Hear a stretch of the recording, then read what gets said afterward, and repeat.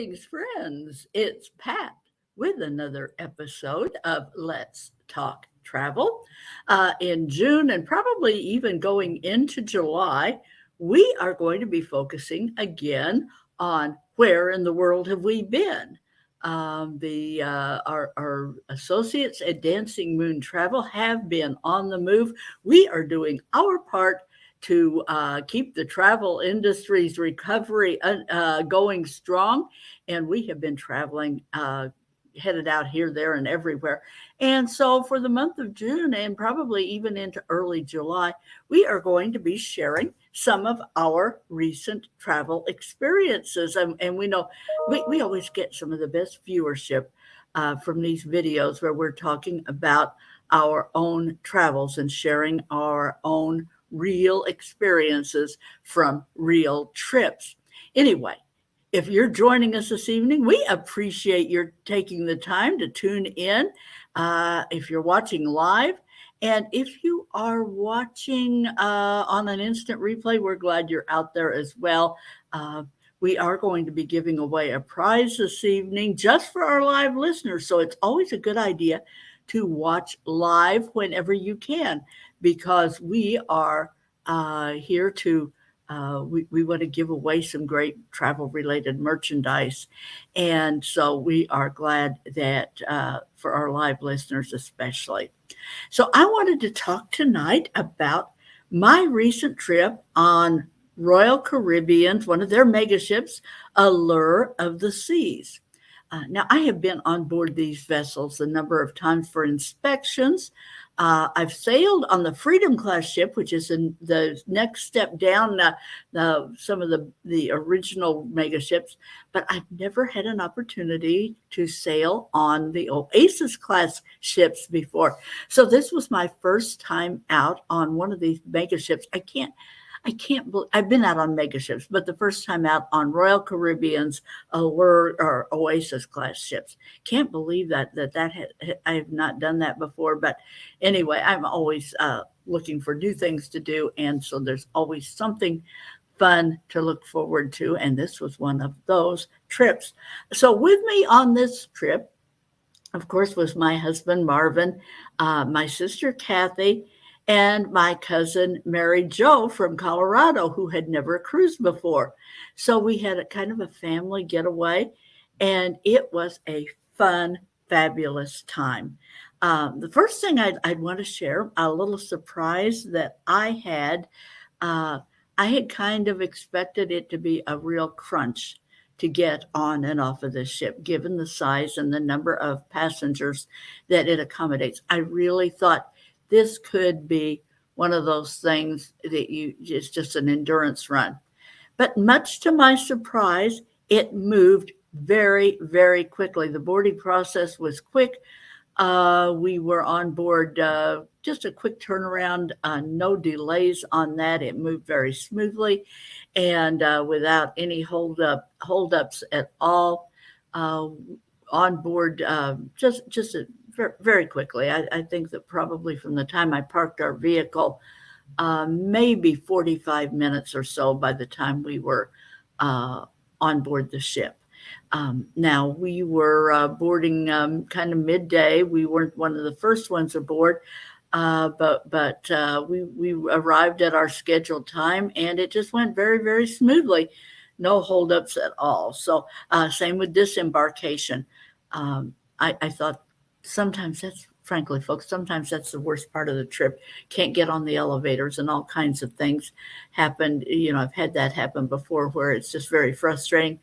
Smoothest thing. So I think some of the new enhancements that they have to the customs procedures with the facial recognition and all of those things, and just refining the process to where you really don't have to sit around on the ship too long anymore. It just goes very quickly. So big progress. And if you haven't cruised in a few years, you're going to find big changes with embarkation and disembarkation. It's so much smoother these days in my experience. And I've cruised. This is my 6th cruise since we started up after the pandemic. So trying to do our part. So we were in a balcony stateroom. We love our balconies. So we were in a balcony in the aft part of deck 9. I wasn't crazy about that location when I booked, but we booked a little bit later, and a lot of the space wasn't the places where I would normally book. Didn't have availability, so we booked into this aft stateroom on deck 9, and it turned out to be a really great location. Very, very easy for us to get in and out of the room, just a little ways down the hall from those aft elevators.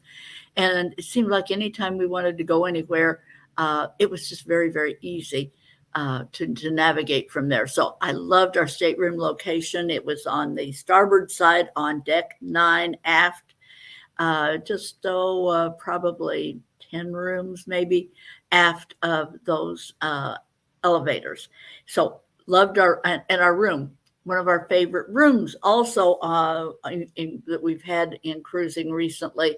It seemed a tad bit larger than normal. It probably really square footage wise wasn't, but just the layout, it was very well laid out, very, very easy. We had a lot of space. My husband's using a small scooter now, so that extra added scotia of room really made a difference. We had a great place to park it out of our way, and the room was laid out. I don't have anything to critique on that room, and any negative comments at all. There was adequate drawer space for 2 people, plenty of shelving in the closet. Recently I commented about another ship that it was all hanging space, and that just it's not very good for us. But this had great shelves and at more than adequate space to hang things if you need to hang things. So one of our I think best layouts, the bathroom. The finishes were kind of standard issue. There wasn't any particular upgrades or things. Shower seemed a little tighter than usual, but all in all, it was a great room, great location. Highly enjoyed everything about that. Now, if you haven't sailed before on one of the Royal Caribbean's mega ships, the neighborhood concept might be something new for you. Love, love, love the way they lay these sections of the ship out. So the things that you are looking for are just located in those locations, and you just know where to go for them. My favorite, hands down, my favorite is Central Park. I love that Central Park. It is like a walk in Central Park. Just a beautiful, beautiful area to stroll through. Here is one of the images from that. Just really, really calm, and here is one. This has their upscale premium restaurants. A lot of them are located here in Central Park. Here you have their premier restaurant of Chops Grill. Giovanni's Table is also located in this area, but I really enjoyed a lot of times when for any reason I needed to get out of the stateroom in the morning, maybe after breakfast, needed to have a little more time for our steward to clean the room or something. We weren't quite ready to go back. I love to take a stroll through Central Park, and they have recordings, and I've actually seen real birds there, but they actually have recordings with the birds singing, and it's just very, very charming. It's a good place to sit down with a book. There's also a casual eatery along there that you can go in and grab if you don't want to go to the buffet or the dining room, want a quick continental style breakfast, is a good place there to just kind of sit al fresco dining there and enjoy a lighter breakfast and maybe a cup of coffee. Very, very charming. Another area that I really enjoy there is the boardwalk area. Let's see if I can find an image of that for you. Oh, maybe I don't have any down here. But boardwalk is aft on the ship, and it is just a really neat area. That's where you're going to find the carousel. Yes, it's a full-size carousel, and just kind of a very here I have a picture of that at least. This is my sister on day one. We were riding the carousel and enjoying that fun activity. My cousin rode it too. It was just really really enjoyable. And so this is where that aft section there on boardwalk is where you're going to find that's where the aqua show is put on, and you have the carousel. It just feels kind of like old Coney Island, the boardwalk there, and just a fun place to hang out. The climbing wall is back there, so great place to just kind of uh, hang out there. Kind of a fun area of the ship, and interesting to go and just uh, hang out there a little bit sometimes, and people watch. Great place for people watching. Um, the other area that is really interesting and a good hangout place is in the central part of the ship. This is a promenade area, and it's a fabulous place to people watch. If you There's a little cafe kind of place there where you can kind of a sidewalk cafe where you can just pull up a chair, get a cappuccino. They've also got a bar there where you could have an Irish coffee, perhaps, if you wanted to. I took this selfie there. It's where the famous, they have these old vehicles that they have parked. Every ship has a special vehicle there. So old classic car there on the promenade walkway, and shops and some casual eatery type places. So great place to hang out. Those are just some of the 7 separate neighborhoods where you can go and hang out and enjoy on board the Allure of the Seas and its sister ships as well. Lots of things to do. One of the things that's always popular on board ships is the hot tubs, and they have some huge hot tubs on here. They're more like a small swimming pool. Actually, they're kind of cantilevered out over the side of the deck, and there are a couple of those. Another very popular place that the adults like to hang out is here in the solarium. This is adults only. Beautiful place, very soothing and relaxing, quiet. Um, One of the things that kind of, if I have any critique of the ship, it's that it's too loud. They have uh, very, I don't know, it's just some loud pop kind.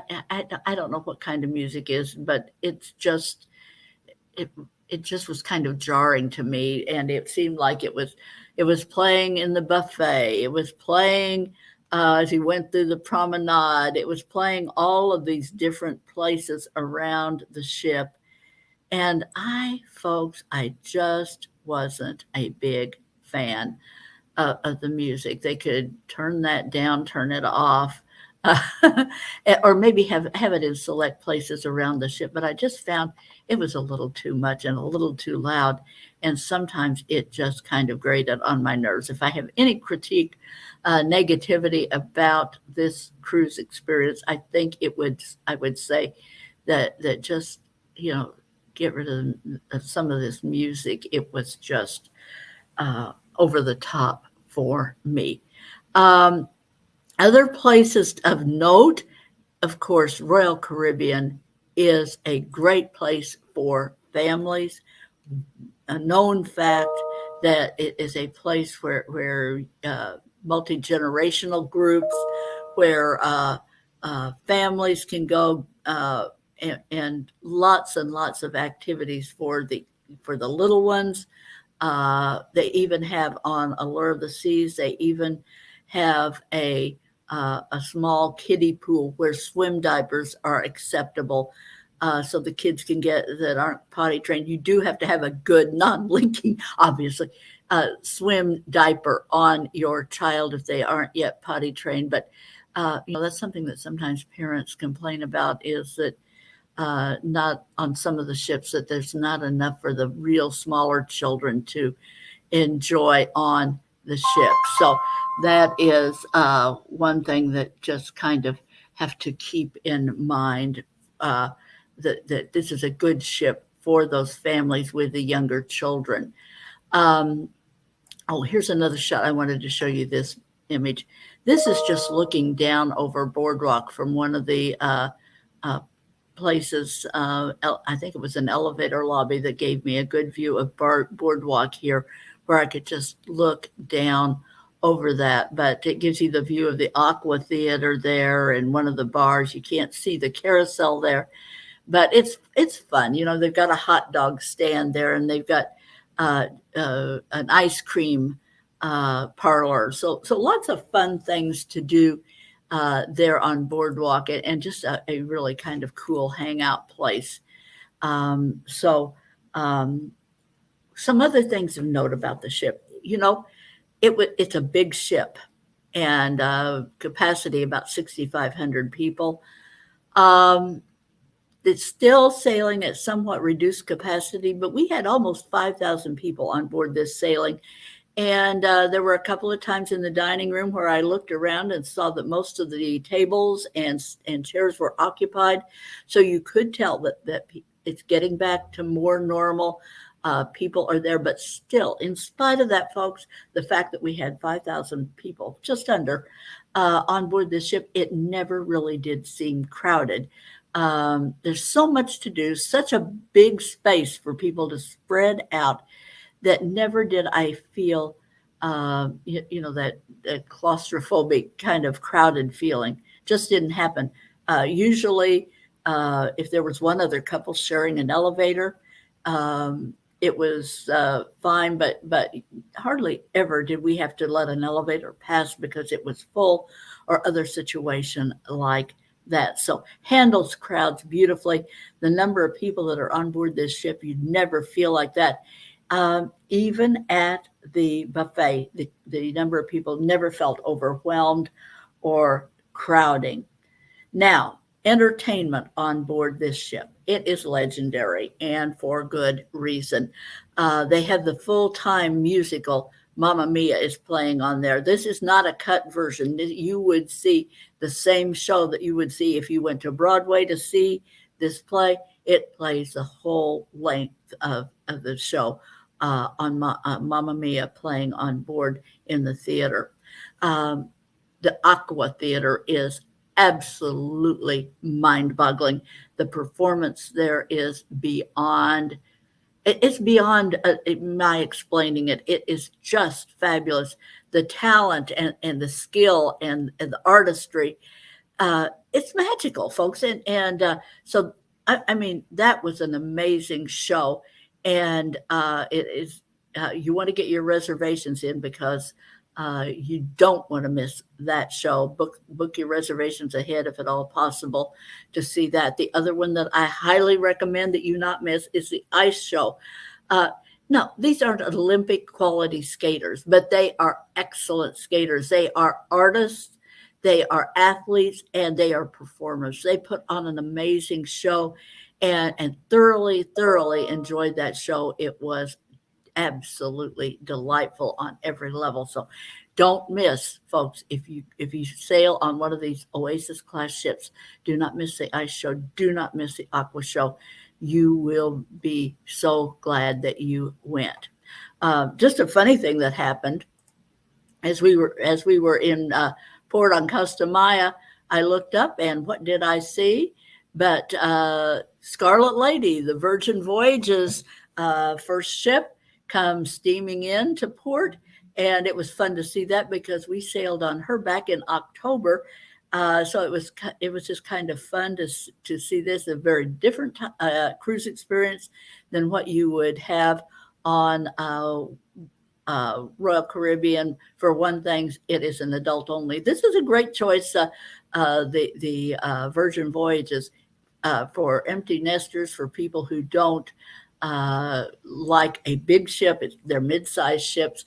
adults only, no children, no one under 18 on those ships, and in a very different, unique kind of cruise experience. So if you're at all not into the regular family type cruises, this is a great choice for you. Thought I'd just throw that in because it's kind of fun, and it was interesting to just look up and see her coming into port.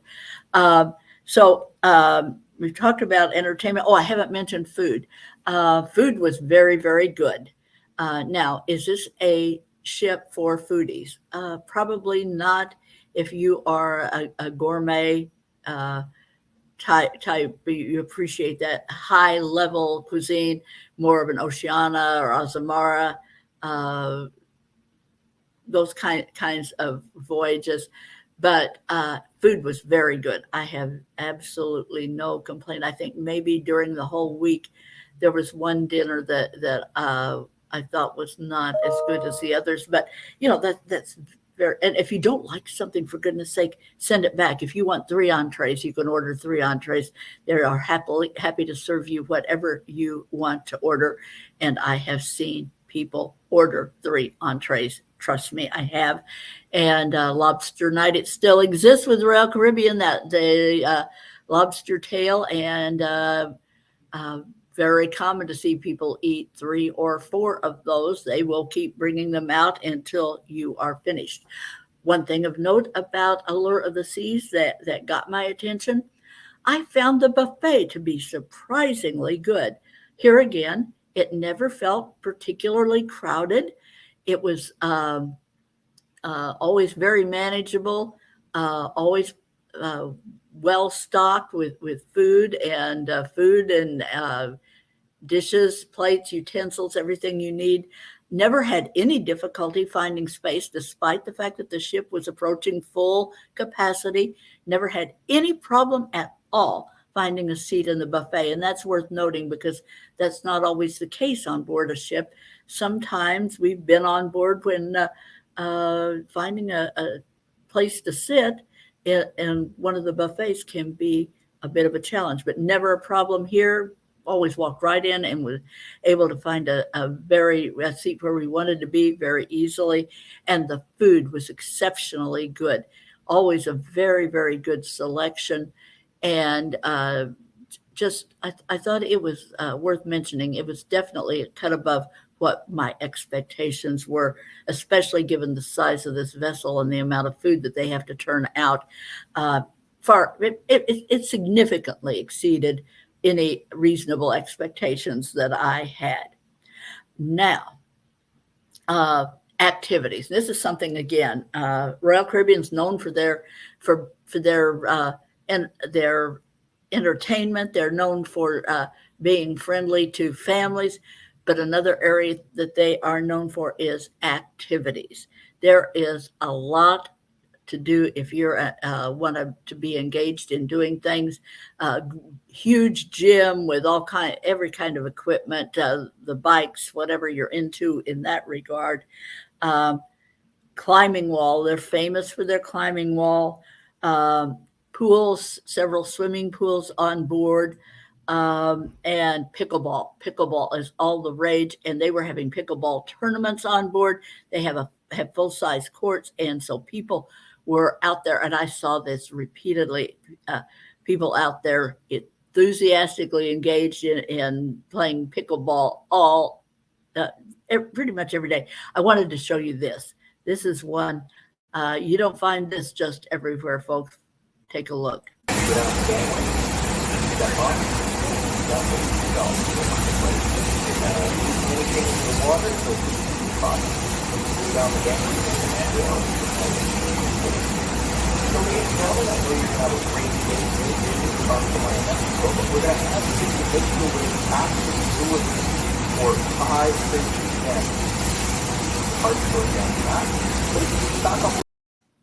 Now, folks, that's one of the flow riders. There's 2 of them on board each one of these Oasis class vessels.